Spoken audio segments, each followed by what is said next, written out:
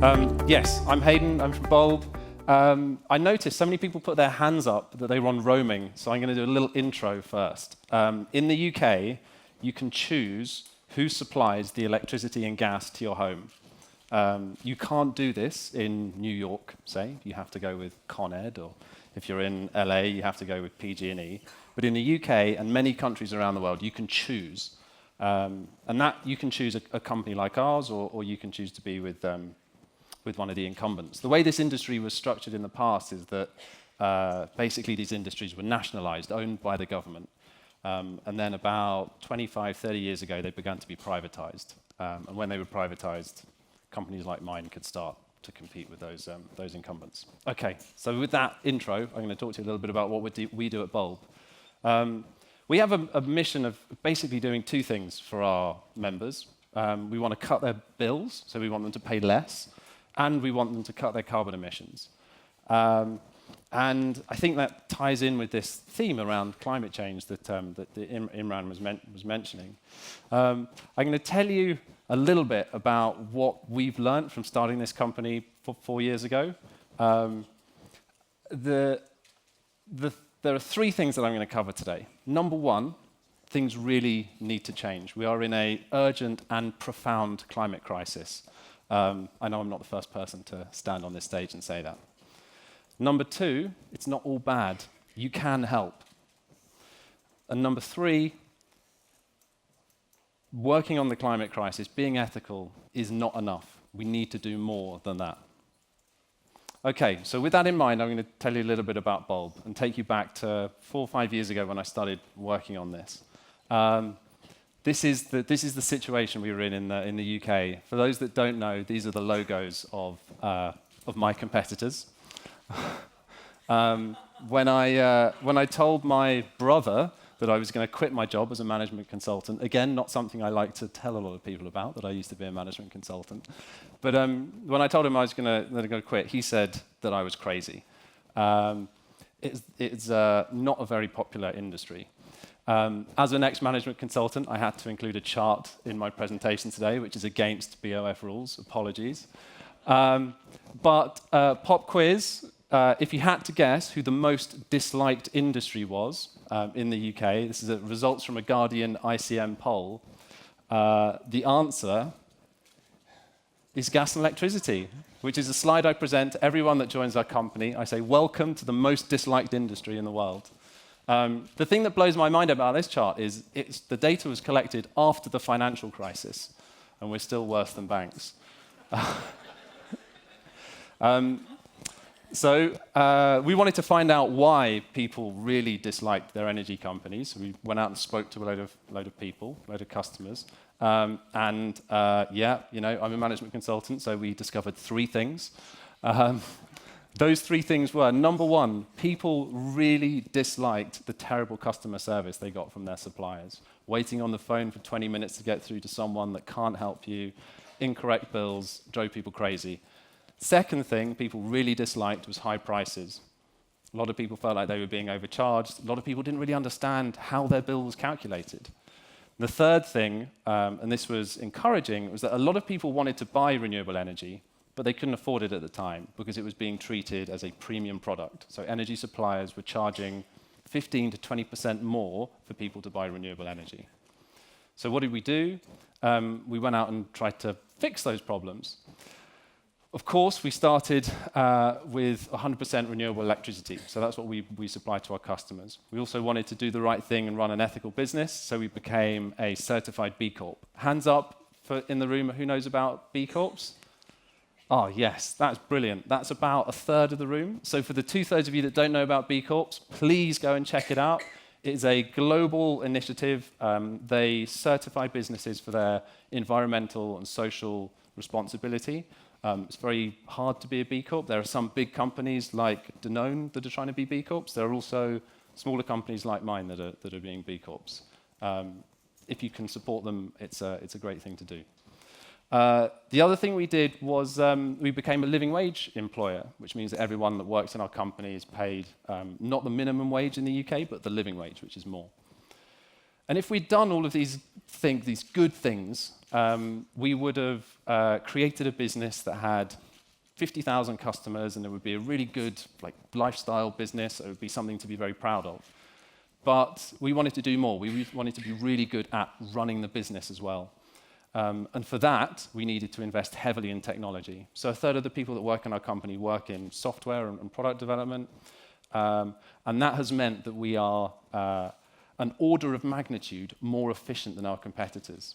So there are 500 people that work in the Bulb office today. If we were using the same technology as our competitors with the same number of customers that we have, we would need in excess of 5,000 people working at Bulb. Being that efficient means that we can basically make renewable energy much more affordable for everyone. So instead of it being that 15 to 20% premium that people were having to pay before, now we're able to supply energy to people's homes for less than the fossil fuel companies that we're competing with. But you didn't expect to see one of these on the screen today.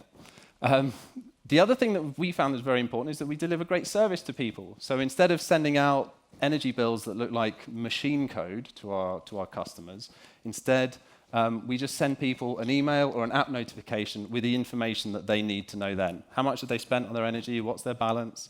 And we try and make the experience enjoyable. So we always put an illustration in the email. We change it every month to say thank you for people for opening their messages.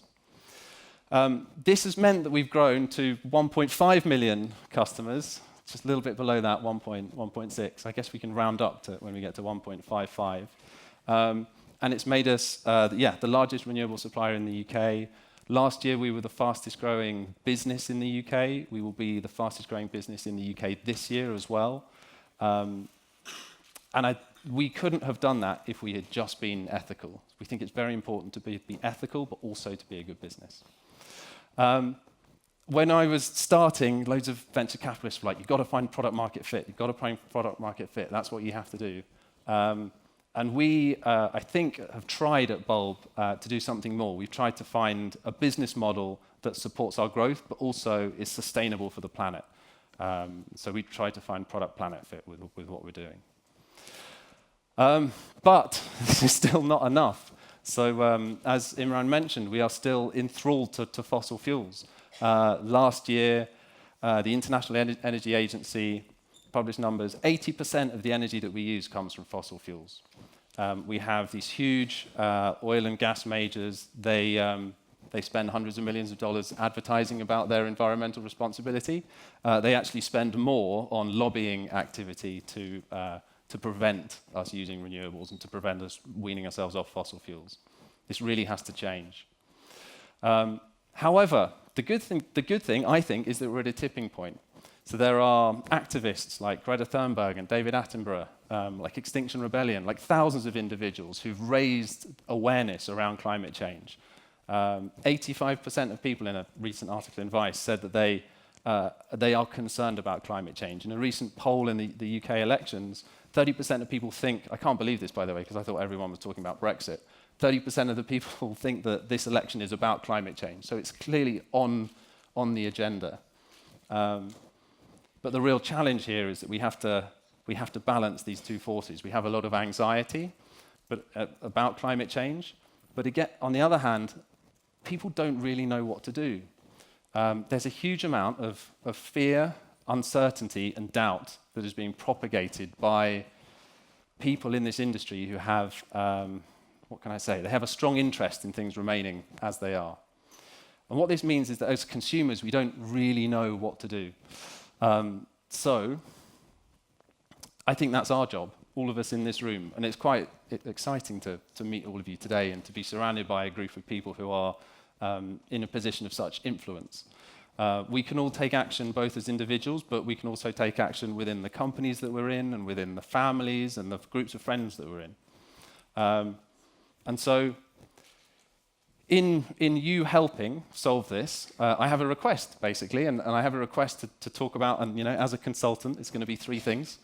But there are three things that we can all do, and I think it's really important that these actions are they're simple, they're clear, and they're doable. They're kind of easy for you to execute.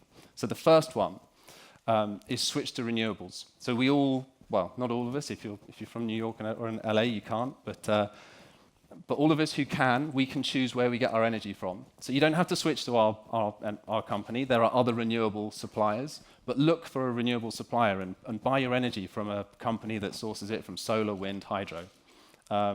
If you work in a business, find out where your business gets its energy from. If you work with businesses that work with other businesses, find out where your partners get their energy from. These are all things that you can do. The second, and by the way, this is a very important one because in Europe, it's around 40% of your total carbon emissions will come from the energy that you use. And it takes, if you're a consumer, it takes 3 minutes to switch. So in terms of like return on investment, this one's pretty good. The second thing you can do is change your behavior. So yeah, I know, pretty cool, isn't it? 40% of your emissions come from fuel, from energy, but then there's another 60%. And so it's things like the way you travel, the food that you eat, and the things that you buy. These are all driving your carbon emissions. I don't want to be, the thing I really don't like is nagging about this stuff. I find that very that turns me off. But you can get some information on this. You can just work out what you're doing and what carbon you're emitting. There are some really simple calculators online. The WWF has a good one. We have one. There's lots of people who can help you work out how you're emitting carbon emissions elsewhere in your life. Again, it takes 5 minutes, just check it out. When you've done that, there's a third thing you can do. And the third thing you can do is you can offset those emissions that you can't avoid. At Bulb, we are one of the world's largest purchasers of UN accredited carbon offsets. Carbon offsets have come under some criticism in the past, but they are, in my belief, a required measure for us to meet net zero. We use carbon offsets to decarbonize energy generation in the in fast-growing developing economies. And we also use offsets to protect rainforests, which are huge carbon sinks. As a consumer, this is, again, something you can do. Again, I would urge you to go online, research it, find out what your carbon emissions are, see if you can offset them. Just to wrap up, I think there's a lot of anxious people out there. What we really need is communication and leadership about how to turn that anxiety into action. And I think that's what we can all do together. So thank you very much.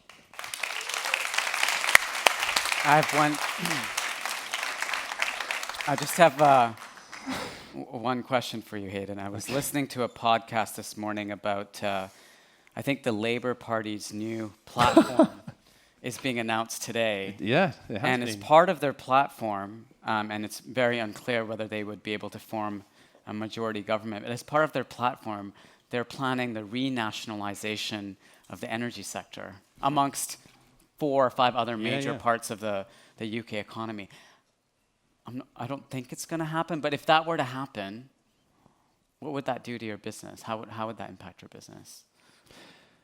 Or is the answer obvious? No, the answer is not obvious. So we don't know what's going to happen. So for those that don't know, there are 6 big companies in the UK that were privatized previously, and the Labour government is recommending that the government purchase those companies and then run them themselves. They are not.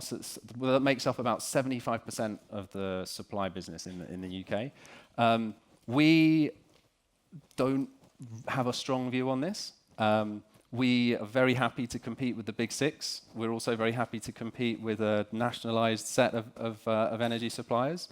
I think the really positive thing about all of the announcements that have been made by multiple parties is that they're beginning to take this stuff seriously. Mm-hmm. So there's a lot of investment going to be going into the grid and into storage and into energy generation in the UK. All of the major political parties have apparently just forgotten that, these things cost money, and they're increasing their spending pledges significantly, which is a good thing for carbon emissions. there's been no talk of nationalising us. That Okay. would be, I would find that really upsetting. I'm sure you and your 1.6 million or 1.5. 1.542 million customers, including me, would be too. Thank you Very good to have you as a All member. right. Thank All you. right. Thank you.